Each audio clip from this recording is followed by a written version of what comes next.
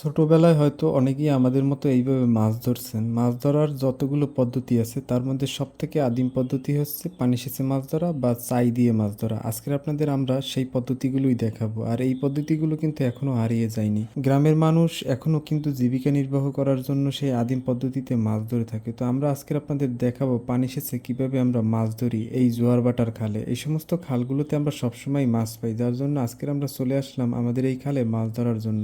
এখানে আসার সময় আমরা আমাদের সাথে করে মশলা নিয়ে আসছিলাম যাতে আমরা জাম মাখা করে খেতে পারি। তো আমরা সেইভাবেই গাছ থেকে জাম সংগ্রহ করে এখন সেই জামগুলো মাখা করার জন্য প্রস্তুতি নিচ্ছি। তো আমরা পানি সেচার আগে এই জামগুলো মাখা করে খেয়ে এরপরে আমরা পানি সেচা শুরু করব। তো আষাঢ় মাসের এই গাছ পাকা জামগুলো খেতে কিন্তু খুবই সুস্বাদু হয়ে থাকে। আমরা এই জামগুলো খুবই সাধারণভাবে মাখা করতেছি, যেমন সরিষার তেল এবং পরিমাণ মতো লবণ এবং গুঁড়ো মরিচ দিয়ে নিচ্ছি। একদিকে আমরা যেমন জাম মাখা করে জাম খাচ্ছিলাম, অন্যদিকে আমাদের পানি সেচার যে কার্যক্রম আমরা সেই দিকেও কিন্তু কাজ করতেছিলাম। তো আমরা প্রথমেই ভালোভাবে একটা বাঁধ দেওয়ার চেষ্টা করতেছিলাম। আর এই জায়গায় বেশ ভালো পরিমাণে কিন্তু পানি আছে, সেটা হয়তো বা আপনারা দেখে বুঝতে পারতেছেন। হাঁটু সমান পরিমাণের থেকেও এই জায়গায় বেশ ভালো পরিমাণে কিন্তু পানি আছে। আর এই পানি সেচেই আজকের কিন্তু আমরা এই জায়গায় মাছ ধরবো। তো এইভাবেই কিন্তু আমরা গ্রামে প্রতিনিয়তই মাছ ধরে থাকি। আসলে আমরা আপনাদের ভিডিওতে যাতে একটু বেশি পরিমাণে মাছ দেখাতে পারি এর জন্য কিন্তু আমরা বেশ কষ্ট করেই পানি সেচে থাকি। আর এই পানি সেচা কিন্তু সত্যি অনেক কষ্টের কাজ। আর শৈশবে আপনারা আমাদের মতো যারা এইভাবে পানি সেচে মাছ ধরছেন তারা হয়তো বা বেশ ভালোভাবেই জানেন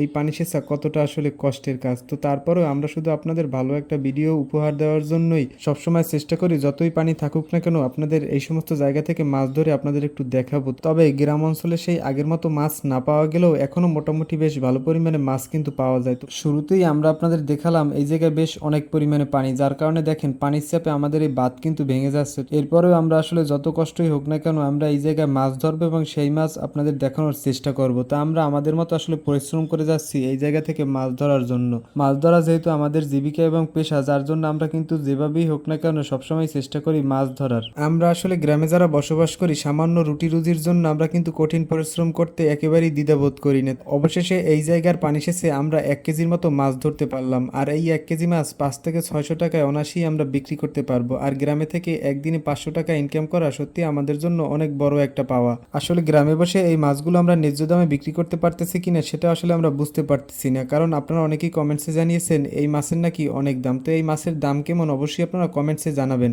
তো এতক্ষণ যারা কষ্ট করে আমাদের এই ভিডিওটা দেখলেন সবাইকে অসংখ্য ধন্যবাদ।